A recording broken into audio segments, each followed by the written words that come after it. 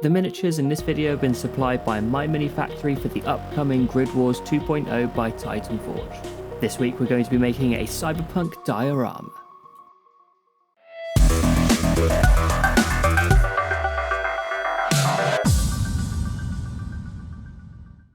So before we crack into the diorama, let's have a quick look at the minis that I was sent. I was sent a bunch of stuff by MyMiniFactory on behalf of Titanforge, and it's for their GridWars 2.0 game. They have loads of cool characters from 4 factions who are fighting out in a dystopian cyberpunk future. These little 3D printed sculpts are insanely detailed, and I really like each and every one of them. If you're interested in all this stuff, I'll throw a couple of links in. This video isn't sponsored, I was just sent a few things and asked if maybe I could unbox them, but I like them enough that I'm going to be making a diorama. And the subject of this diorama is this guy. A super cool space samurai, which I absolutely love, but you know, the main reason that I'm going to be doing him is, of course, because of his little friend on his shoulder.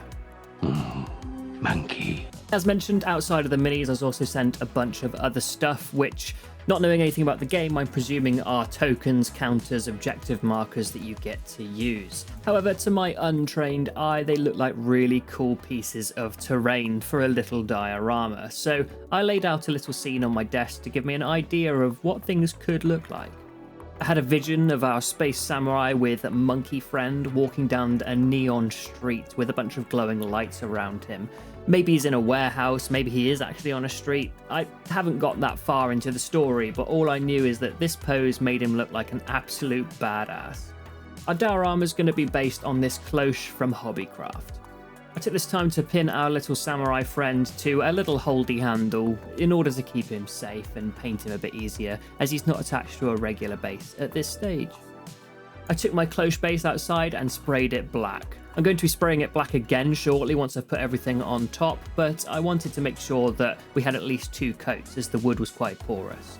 I then added a bunch of astro granite from Citadel as I had a pot lying around to make a nice street texture. Next up was laying everything out using a few dabs of super glue to make sure nothing went anywhere, starting with our hexed street and then adding our crates around them. These crates are really cool and had quite a lot of verticality, but as I was putting them down I realised that I probably wanted something a bit more in the background.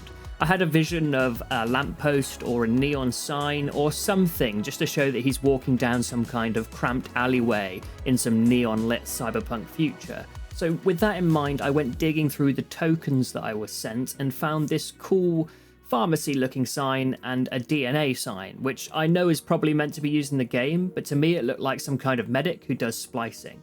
Then I took this blank round casing that I've had for years, from my time in the Air Cadets actually, because the actual military don't let you take brass home, and decided to do the most metal thing possible and put it into a diorama.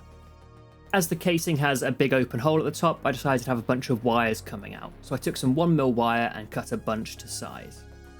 Then, using some superglue and some patience, I aligned them all on the inside of the casing.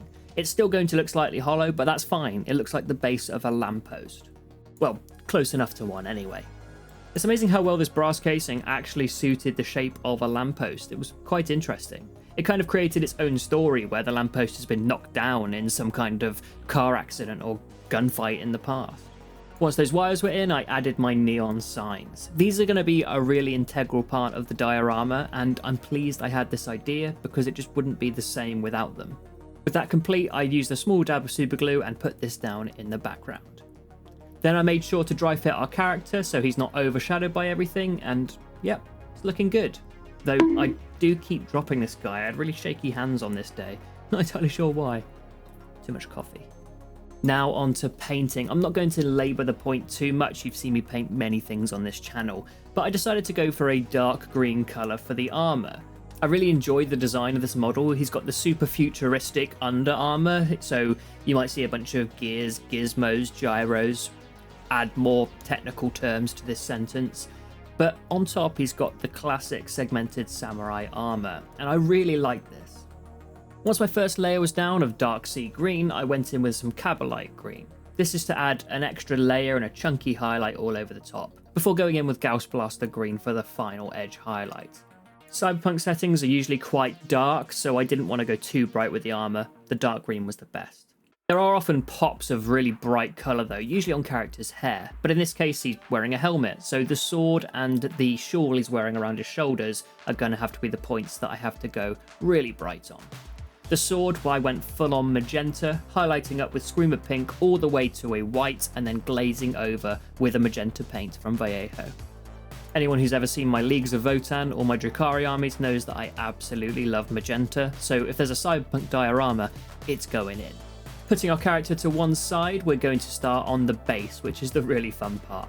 Starting with a nice dry brush of grey, we're going to add some texture to the roads, and then going with a sponge and some other grey paints using the Squidmar patented method of sponging on metallic textures, and we're going to make the lamppost look pretty cool, going up through a few layers all the way towards Dawnstone.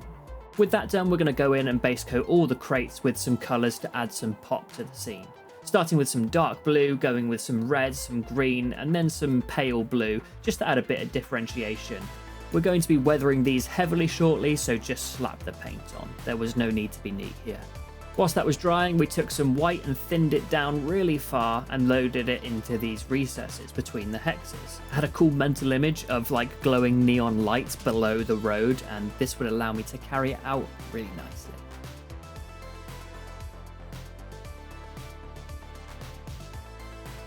Continuing with our base coats, we're going to base coat the two signs, one red and one blue, to have a cool glowing effect. We'll come back with the airbrush shortly for all these. With the signs base coated, our road was now dry, so I thinned down some Baharoth blue, which is a really bright ice blue, and glazed that on top of all our white areas. Then I feathered out the edges with some Templeguard blue to create a really nice glow effect. It's very subtle, but very cool. The Cyberpunk aesthetic is all about glowing lights everywhere, so you better believe there's going to be a ton in this little area. Then going back to the crates, we're going to add some weathering with some Rhinox hide and a sponge on a stick. The brown paint goes everywhere, and then we're going into the specific highlights for each crate, just the brighter version of the base coat. Once that was done, we're going into one of the areas that I was most excited about, adding some colour to these little screens on each of the boxes. I base coated with Black Legion, just to make sure that it was nice and opaque, and then went in with a white paint and added some squiggles, sensors, lines. The little heartbeat sensor thing is often very cool on things like this, especially if you've played Cyberpunk 2077. Once I'd added this rudimentary freehand stuff, I went in with the airbrush and some really bright green and created a cool glow effect around the screens. The trick here is to make sure it's as thin as possible so you can still see your white lines underneath. Continuing in the same vein with the airbrush, we're going to add some cool glow to the signs. I'm starting with the blue. I promise it's being airbrushed, you just can't see it because of my bloody focus mechanic. And then I did the same with the red sign above. This added a really cool effect. Next was a bit of tidy up with thinned down white, and also to get rid of a bunch of that overspray from the red sign. I went a bit hell for leather with the airbrush at that point. Whoops. Adding a bit of a really bright colour, in this case really thin white, to the centre of the signs makes them really look like they're glowing. We're also going to do a little bit more after we've glued our main character to the base, and that's just going to be a sharp edge highlight all the way around the signs with pure white. And with our character glued down and the final highlights taking place, that makes the end of another video. Thank you so much to MyMiniFactory for sending through these minis. I really enjoyed them, and I hope you will too. I've been Sam. See you next time.